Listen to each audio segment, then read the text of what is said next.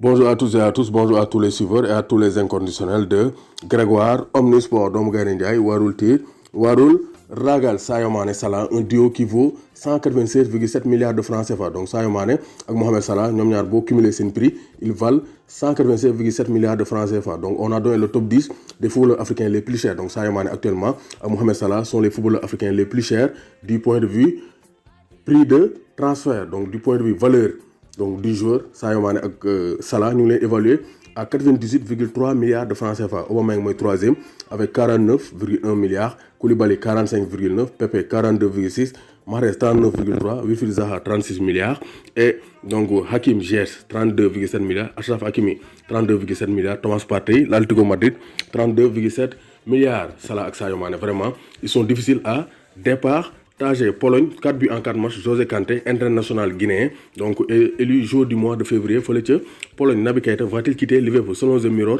6 joueurs de Liverpool dont le milieu de terrain Naby Keita sont annoncés sur le départ par Naby Keita. C'est un très bon joueur mais il n'arrive pas à s'imposer à Liverpool à cause des blessures mais aussi à cause du style de jeu parce que Naby Keita il a un jeu beaucoup plus technique que physique. moo tax moom championnat Espagne moo koy gën a arrangé. En tout cas il fait partie des non cités pour quitter Anfield. Donc Divock Origi ci la bokk, Xherdan Shaqiri, Nathaniel Clyne, Dejan Lovren, Loris Karius mi nga xam dañ ko al Besiktas et Naby Keita. Donc est-ce que Sadio Mané di ci àndaale? Réponse en fin de saison. Hakim Ziyech et Achraf Hakimi lan moo leen di boole? C'est le nombre de passes décisives. Avec 13 passes décisives en 21 matchs, Hakim Ziyech demeure le footballeur le plus généreux des différents championnats européens. Donc Hakim Ziyech c'est le meilleur passeur africain en Europe, donc rien à dire. Le meilleur passeur africain en Europe c'est Hakim Ziyech. Donc Achraf Hakimi mooy le deuxième meilleur passeur en Europe. Donc là les passes décisives sont marocaines, donc avec 10 passes en 25 matchs. Donc Achraf Hakimi qui sera probablement récupéré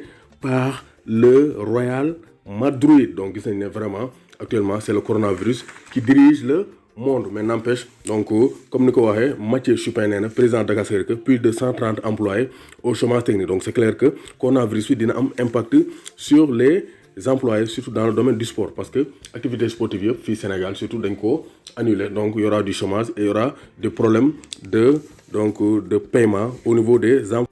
John Obi Mikel a rompu son contrat, c'est-à-dire dafa dagg contrat am fële ca Trabzonspor. Donc loolu nag bokk na ci li gën a fës ci yéenekaay yi parce que John Obi Mikel nee na d'accord ñu jouer huis clos, nee na dañoo war a suspendre match yi comme ni ko yeneen championnat européen yëpp defee. Mais Turquie il joue à huis clos, amuñu cas importé moo tax ñoom ñu continuer di jouer te John Obi Mikel nee na d'accordul club am ne ko ñun dañuy continuer football moom mu ne du continuer football. Donc comme d'accordul mu dagg contrat am, donc il a rompu son contrat avec Trabzonspor de Pape Badou Ndiaye. Donc Kwesi Appiah réclame 105 millions d'arriérés. Donc quelques jours après sa prise de fonction à la tête de la fédération ghanéenne, Kurtu Okraku a pris de grandes décisions. Il a dissous tous les staffs. moo tax Kwesi Appiah, ancien sélectionneur des Black Stars, demande 105 millions de francs CFA, 175 000 $ d'arriérés de salaire. Europe on cible des meilleurs dribbleurs. Donc les meilleurs dribbleurs africains en Europe ñëpp xam nañ leen.